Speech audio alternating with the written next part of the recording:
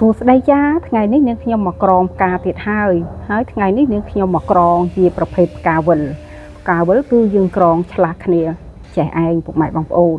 គឺយើងដាក់ផ្កាពុត2ហើយយើងដាក់ផ្កាចម្រុះប្រភេទអ្វីក៏បានដែរដែលពុកម៉ែបងប្អូនស្រឡាញ់គឺយើងដាក់ចំនួន2ហើយយើងធ្វើការបង្វិលវាបែបនេះឯងហើយយើងធ្វើការដោតបន្តដោតឆ្លាស់គ្នាពីដូចតែមុនអញ្ចឹងឯង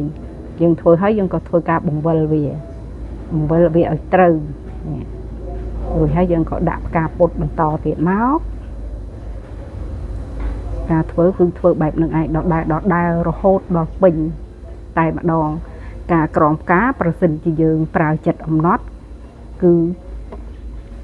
បានផ្កាយើងមានសភាពចេញមកស្អាតហើយយើងដោតបន្តទៀតមក1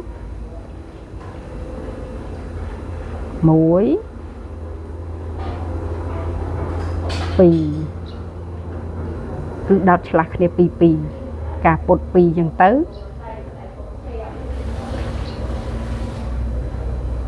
ការប្រភេទនេះដាក់2ដែរ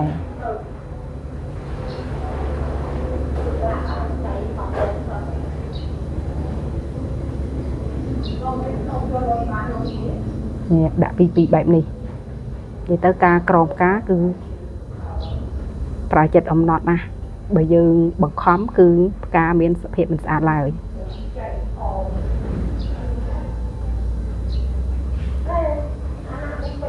បែបនេះដាក់បង្វិលវាមក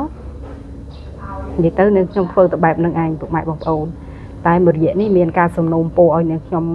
ធ្វើការក្រមការច្រើនណាស់ប៉ុន្តែសូមអធិស្ឋានផងដូចនឹងខ្ញុំធ្លាប់ជម្រាបអញ្ចឹងផ្កានេះខ្ញុំទៅតែដាំវាមិនមានច្រើនដល់ពេលអញ្ចឹងទៅវាត្រូវការពេលវេលានេះខ្ញុំទៅតែបំបែកមេឃអញ្ចឹងទៅអត់សូវមានផ្កាទេជួនកាលមួយអាទិត្យអីទៅបានក្រងមួយភួងបើជំនាន់មួយរយៈមុននេះខ្ញុំកាត់មេឃគឺផ្កានឹងច្រើនណាក្រងបានរាល់ថ្ងៃបេះមួយថ្ងៃក្រងបានមួយភួងឯណោះហើយនឹងខ្ញុំមិនមែនជាអ្នកលក់ផ្កាអីទេពុកម៉ែបងប្អូនតែដោយសារការស្រឡាញ់ចូលចិត្តហើយនឹងខ្ញុំឧស្សាហ៍ទៅវត្តអញ្ចឹងទៅនឹងខ្ញុំមិនចង់ចំណាយលុយទិញផ្កាផ្សេងដូច្នេះហើយនឹងខ្ញុំក៏រៀនក្រងតែម្ដងណាមួយនឹងខ្ញុំចូលចិត្តផ្កាចូលចិត្តធម្មជាតិនេះដល់ពេលយើងដាក់បានហើយយើងបង្វិលវាមកការដែលយើងធ្វើបែបហ្នឹងគឺវាលឿនជាងតែបើពុកម៉ែបងប្អូនចង់ធ្វើម្ដងមួយក៏បានដែរប៉ុន្តែនឹងខ្ញុំគិតថាម្ដងមួយវាធ្វើឲ្យយឺតទៅវិញទេបើយើងធ្វើបែបនេះគឺលឿនជាងហើយយើងដាក់បន្តទៀតមកធ្វើតែបែបនឹងឯងរហូតដល់ពេញតែបើយើងក្រងយកភួងស្អាតគឺមកមជុលកន្លះគឺស្អាតបើយើងក្រងមកមជុលវាតូចពេកហើយក្រងផ្កាវិលគឺវាបើផ្ការៀងមានតួងស្មើចេះគឺស្រួលផ្កាខ្លះគឺដូចជាផ្កាក្តាស់អីចឹងយើងចំណាយពេលអង្គុយបាត់វាយូរបន្តិចតែការក្រងផ្កាវិលគឺស្អាតមិនដូចជាក្រង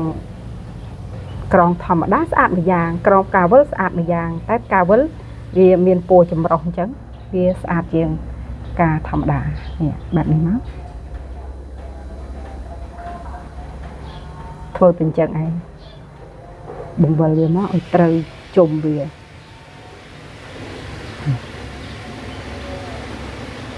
ប៉ុណ្ណឹងគឺជាការស្រេច